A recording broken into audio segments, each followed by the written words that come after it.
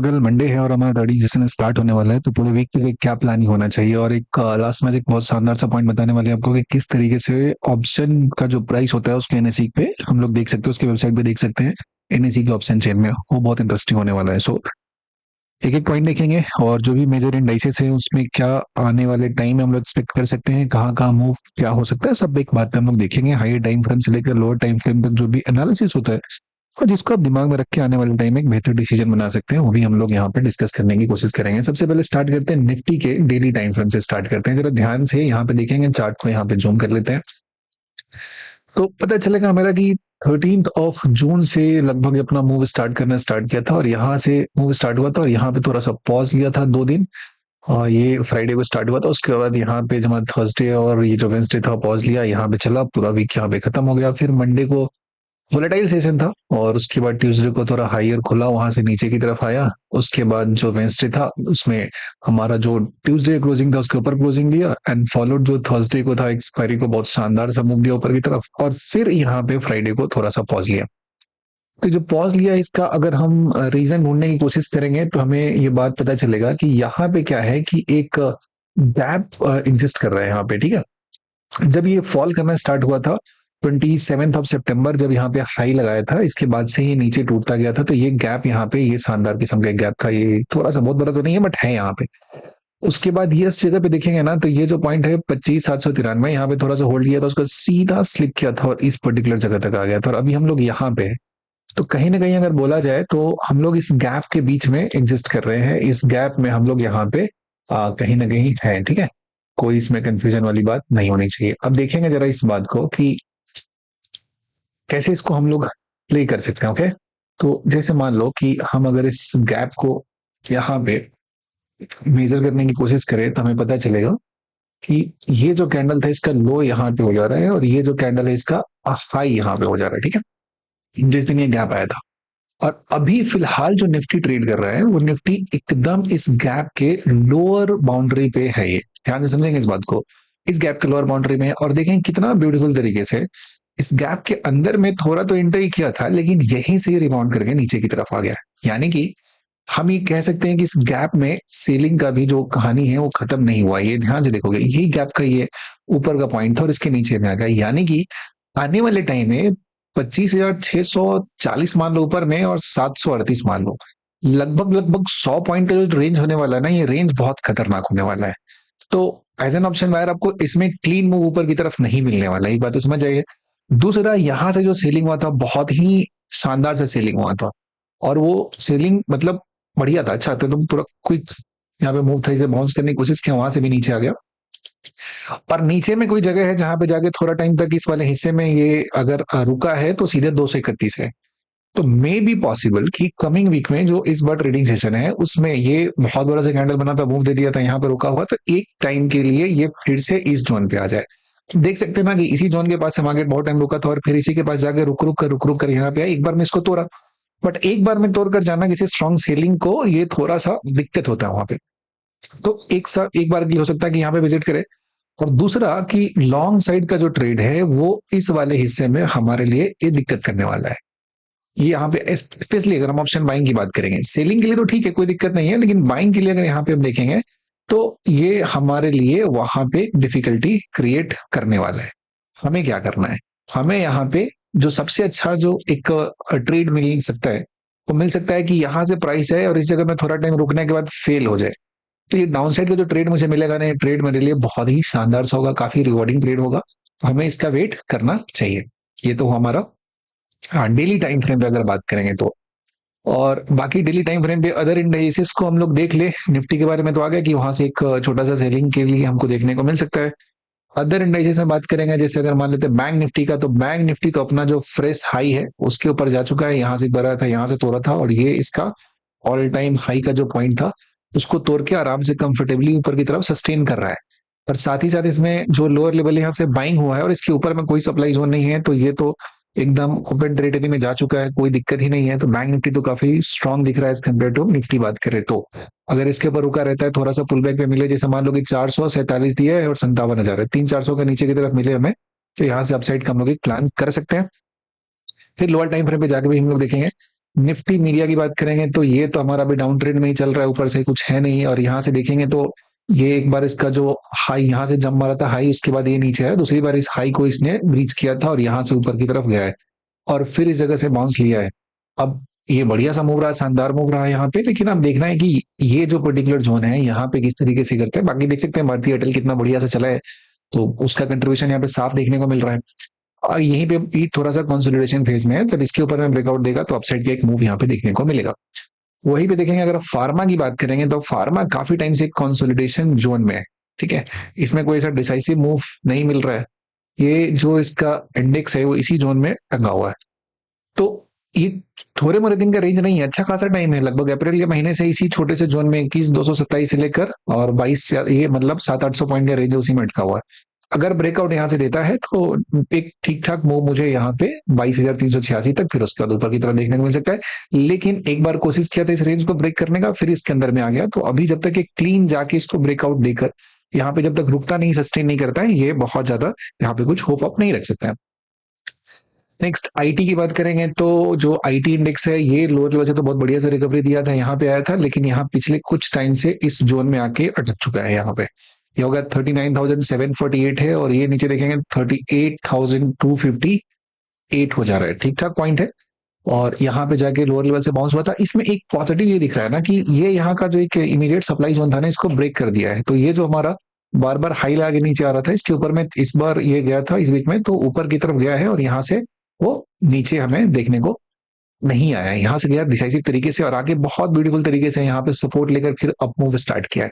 तो एक तो यहाँ पे था कि यहाँ से पॉजिटिव जाएगा, दूसरा होता है कि इसमें मोमेंटम तभी आएगा जब इसके ऊपर में चला जाए। वो इसलिए होगा कि इस जगह पे देखेंगे ना, बहुत इसमें काफी टाइम दिख जग रहा था, वो साइडवेज रहा था, तो कुछ ना कुछ एक्टिविटी यहाँ पे जो पेंडिंग था वो फिर से यहाँ पे रिपीट होगा। तो अच्छा मूवमेंट मिलेगा जब इसके ऊपर में हम चले जाएंगे आईटी कंपनीज में, तो फिर अपना उधर में पुट बेचने का जो काम है वो किया जाएगा। रियलिटी तो ऊपर से तोड़ के नीचे की तरफ आ रहा है, तो कुछ कहना ही नहीं है इसमें। अब देखें मेटल की बात करेंगे, ये मेटल बहुत स्ट्रांग दिख रहा है। ये अपना स्ट्रक्चर तो शिफ्ट कर चुका है, हमारा हायर हाई की तरफ ये जा चुका है, ये हाई हो गया, ये हाई हो गया, तो इसमें लो की बात करनी नहीं है और ये यहाँ पे रुका हुआ है। तो जैसे ही इसके ऊपर में ये क्लोजिंग दिया है, अभी ये पहला बार था जो इस जोन को तोड़ के ऊपर में गया था, एक स्ट्रॉन्ग सप्लाई जोन है, तो रुकने की कोशिश किया, ऊपर हायर लेवल से सेलिंग इसमें देखने को मिले। लेकिन अगर यहाँ से रुक जाता है तो अप मूव यहाँ पे देखने को मिलेगा। एंड आफ्टर दिस एफएमसीजी तो अभी नीचे में ही एफएमसीजी कंपनी का आप समझ ही रहो कि जो एचयूएल हो गया और बाकी कंपनी जो कैसे चलते हैं, जब सब मार्केट ऊपर जा रहा होता है तो आराम से आराम करते रहता है, जब सब टूटना स्टार्ट करेगा तो उसमें थोड़ा सेफ हेवन की तरह होता है, लोग उधर की तरफ जाते हैं। तो इसमें भी अगर देखेंगे एफएमसीजी में तो ये काफी टाइम से काफी नैरो जोन में चल रहा है। यहाँ पे जो गैप डाउन मिला था उस पर धीरे धीरे करके स्लोली स्लोली शिफ्ट हुआ है ऊपर की तरफ। तो अपवर्ड ट्रेजेक्टरी तो दिखा है, लेकिन इसमें इतना कोई शानदार सा प्राइस शिफ्ट अभी देखने को मिल नहीं रहा है। तो ओवरऑल जो एफएमसीजी है उसमें हम लोग बहुत ज्यादा बुलिश नहीं हो सकते। ऑटो सेक्टर की अगर बात करते हैं तो ऑटो सेक्टर में क्या हुआ है कि यहाँ पे तो लोअर लेवल से अच्छा खासा मूवमेंट देके स्टार्ट हुआ। अगर यहाँ पे नोटिस करें ना, इस जून के महीने में स्टार्टिंग में, तो स्टार्टिंग में नीचे से तो बहुत तगड़ा रिकवरी आया था, लेकिन जैसे देखेंगे ऊपर बढ़ते हुए जा रहा है ना, इसके स्ट्रिंग खत्म होते जा रहा है। तो हमको लग रहा है कहीं ना कहीं यहाँ पे एक और अच्छा सप्लाई जोन के पास भी ये पहुंचा हुआ है। ये हिस्सा हो गया, ये हो गया, ये हो गया, फिर से दोबारा इसी जगह पहुंचा हुआ है। तो इसमें हुनोस की एक बार फिर से सेकआउट देखने को मिल जाए, और फिर टाटा मोटर्स आपका हो गया, फिर आपका हीरो मोटर हो गया, जो सबसे कमजोर होगा सेक्टर का वो नीचे की तरफ जाएगा। और सबको पता है ना टाटा मोटर्स का अपना जो उसका प्रीमियम सेगमेंट है उसमें कुछ रिपोर्ट्स अच्छे नहीं आए, तो एक हमें यहाँ पे डाउन साइड पे देखने को मिल सकता है। ऐसा जरूरी नहीं, एक्सपेक्टेशन है, बाकी जैसा होगा लाइव मार्केट में वैसा हम लोग डिस्कशन करेंगे। ओके, तो ये तो रहा हमारा डेली टाइम फ्रेम पे। अब हम लोग चलते हैं लोअर टाइम फ्रेम पे, थोड़ा सा बात कर लिया जाए। ये 1 डे का हो गया। 5 मिनट टाइम फ्रेम पे आ जाते हैं निफ्टी में, कि निफ्टी 5 मिनट टाइम फ्रेम पे कैसा यहाँ पे बिहेवियर शो कर रहा है और हमें किस तरीके से वहां पे प्लान करना है कि जो गैप का कहानी यहाँ पे बन रहा था वो गैप में हम अपने आप को बचा सकें। और जो देखो बेसिक क्या होगा कि जब गैप में ट्रैप होगा ना अगर ये, तो उस केस में आपका जो टोटल जो कहानी हो रहा है ना, जिसे मान लो इसको चेंज कर देते हैं, हम यहाँ पे आ जाते हैं, इसी में आ जाते हैं। हाँ, ओपन एनीवे ये बोल लेते हैं। हाँ, ये जो गैप का हिस्सा है ना, गैप वाले हिस्से से जब तक ये बाहर नहीं जाता है ना, तब तक आपके लिए दिक्कत है। इसको थोड़ा 5 मिनट टाइम फ्रेम पे चेंज किया जाए। हाँ, ये आ गया। तो हम लोग देखते हैं, यहाँ पे चले जाते हैं, सीधा निफ्टी को देखते हैं। देखिए अब क्या होगा, इसे अंडरस्टैंड करने की कोशिश कीजिए जरा। इस जगह पे क्या हो रहा है कि निफ्टी यहीं पे देखेंगे इस गैप के लोअर बाउंड्री के पास स्ट्रगल कर रहा है।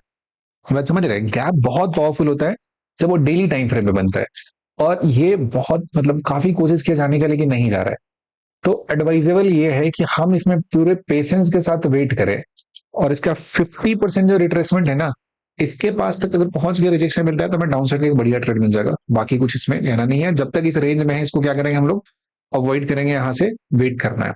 लॉन्ग के लिए जब तक ये नीचे थोड़ा पुल बैक ना दे, तब तक अपसाइड सोचने का कोई मतलब ही नहीं है, क्योंकि इमीडिएट बहुत स्ट्रगल करना पड़ेगा इसको, बहुत ज्यादा। इतना आसानी से ऊपर की तरफ ये नहीं जाने वाला है। सिमिलरली अगर बैंक निफ्टी की अगर हम बात करेंगे, तो बैंक निफ्टी तो बहुत शानदार तरीके से ऊपर जा रहा है, इसको ऑल टाइम हाई दिया हुआ है और काफी अच्छे तरीके से शिफ्ट किया ऊपर। अब यहाँ पे जब ये 311, अभी इसमें मतलब कोई शॉर्ट का भी नहीं सोचना है, और लॉन्ग के लिए बहुत ऊपर में है अभी, ठीक है। तो थोड़ा सा अगर नीचे मिल जाए, कूल ऑफ हो गया मान लो 57,000 के आसपास तक, तो हम लोग यहाँ पे अपसाइड के लिए प्लान करेंगे। अदरवाइज वेट एंड वॉच, क्योंकि ऑल टाइम हाई के ऊपर में क्रॉस किया है, तो अभी है स्ट्रीम बचा हुआ है, इसमें थोड़ा ऊपर और जा सकता है, लेकिन हमारे लिए यहाँ पे एंट्री बनाना सही नहीं है। थोड़ा सा कूल ऑफ होना जरूरी है, थोड़ा नीचे की तरफ आ जाए तब काम करेंगे। तो ये तरह ओवरऑल हमारा जो मार्केट का इंडेक्स था उसके बारे में। अब देखते हैं थोड़ा सा ऑप्शन डेटा क्या कहता है निफ्टी का। निफ्टी में देखेंगे तो 25,650 इसी के आसपास में ये अभी ट्रेड कर रहा है आपका निफ्टी का। तो 25,637 पे ये बंद हुआ है, क्लोजिंग है इसका फ्राइडे का। तो यहाँ पे 650 का जो स्ट्राइक प्राइस है, या 700 को भी कंसिडर करो। देखो पुट साइड में कितना डीके हुआ, जबरदस्त तरीके से डीके हुआ। कॉल साइड में जो भी है थोड़ा बहुत इंक्रीज हुआ, बट डीके पुट में बढ़िया मिल रहा है, यानी कि पुट राइटिंग हो रहा है। तो कहीं ना कहीं जो गैप का हिस्सा है ना, देखो जैसे उस गैप में जब मार्केट अटका हुआ है, तो जो सेलर होगा वो उसको वो गैप को कंसीडर करके ले जा रहा होगा, और वहां तक पहुंचेगा भी। तो इस जो वीकेंड में मार्केट क्लोज हुआ है, तो अगर 100-200 पॉइंट उसमें बीच में जाता भी है, तो सेलर्स को फायदा मिलेगा, उसके बाद भी उसका कुछ ना कुछ डीके आ जाएगा, ओवरऑल प्रॉफिट नहीं रहेगा। तो यहाँ पे देखेंगे 25,650 के आसपास, जो अभी यहाँ पे हमारा एलटीपी चल रहा है इसका, वो कितना चल रहा है, 128 चल रहा है। और इसका क्या चल रहा है, 140 चल रहा है, अगर 650 का अगर हम देखते हैं तो। या फिर आ जाते हैं थोड़ा नेक्स्ट राउंड में पहुंचते हैं, तो 25,700 के आसपास पहुंचेंगे, तो इसका कॉल का 116 चल रहा है, और पुट का 153 चल रहा है, ठीक है ना। तो पुट सेल करना यहाँ पे ज्यादा अच्छा है। थोड़ा सा हम इसके प्राइस के बारे में देखें, थोड़ा प्राइस बिहेवियर पे, तो समझ में आएगा कि इसमें 700 वाले के चार्ट को देखते हैं। देखिए जरा, ये चीज बड़ा यूनिक है। ये आ जाओ जरा, और यहाँ पे फुल स्क्रीन पे चार्ट दिखाते हैं आपको। ये देखिए, ये हमारा होता है स्ट्राइडल का चार्ट होता है। स्ट्राइडल का मतलब क्या होता है, होता है स्ट्राइडल, स्ट्राइडल होता है, दूसरा स्ट्रैंगल होता है। स्ट्राइडल का मतलब होता है कि सेम स्ट्राइक प्राइस का, जैसा कि हमने यहाँ पे देखा है 24,700 का हमारा दिया हुआ है, जो कॉल ऑप्शन देख रहे हैं हम लोग, 25,700 का कॉल ऑप्शन देख रहे हैं, ठीक है। ये 25,700 का कॉल ऑप्शन दिया हुआ है। इसका कॉल और पुट का जो कंबाइंड प्रीमियम होता है उसकी बात कर रहे हैं। तो देखेंगे स्टार्टिंग में क्या हुआ था, तो वो जब मार्केट ओपन हुआ था, तो इसमें अगर हम देखेंगे, फ्राइडे की बात हो रही है, 9:15 में हुआ था, तो कॉल का जो प्रीमियम था, ये देख लो पहले सिंबल्स का क्या मतलब होता है यहाँ पे। इस चीज को समझेंगे जरा, कि ये जो ऊपर दिया हुआ लाइन ना वो कॉल है, नीचे जो ब्लू वाला लाइन दिया डार्क, वो कैसा है, पुट का चार्ट दिया हुआ है। तो इसमें क्या हुआ, स्टार्टिंग टाइम में ऐसा ये ऊपर की तरफ स्पाइक दिया, और जो पुट था नीचे है, फिर पुट थोड़ा सा स्पाइक दिया, फिर कॉल नीचे है। थोड़ा ध्यान से इस चार्ट को ऑब्जर्व करने की कोशिश कीजिए, कि इस टाइम में लगभग लगभग आप देखोगे तो एक जगह पे चार्ट है क्रॉस करता है। ये टाइम है हमारा सुबह का 9:30 के अराउंड में, और 9:30 से लेकर यहाँ पे आप पहुंच जाओ, तो लगभग लगभग हमारा 10:44 तक डिसाइड नहीं हुआ, कुछ नहीं चला था। उसके बाद क्या हुआ कि कंटिन्यूअसली जो हमारा पुट का प्रीमियम है वो नीचे गिरते हुए जा रहा है, कॉल का जो था हमारा ऊपर की तरफ चलता गया। 2 बार यहाँ पे हाई लगाया, ये हाई लगाया, लेकिन क्लोजिंग इसका हाई के नीचे हुआ। लेकिन वहीं पे पुट की अगर हम बात करेंगे, तो पुट का जो लो लगा है, ये लगभग लगभग पास ही में हो रहा है। यहाँ पे बार बार देखोगे तो इस जगह पे आ जाओ, कितना है पुट का प्राइस हमारा दिया हुआ है, ये 154 के आसपास है। फिर यहाँ पे पहुंचोगे तो कितना दिया हुआ है, वही सेम लगभग लगभग, ज्यादा का डिफरेंस नहीं है। तो पुट कहने का स्टेबिलिटी यहाँ पे देखेंगे, पुट का जो लोअर लेवल है वो स्टेबल हो रहा है। कॉल वाले बहुत वेरिएशन यहाँ पे देखने को मिल रहा है। पुट साइड का जो लोअर एंड है वो कैसा है, मोर स्टेबल दिख रहा है।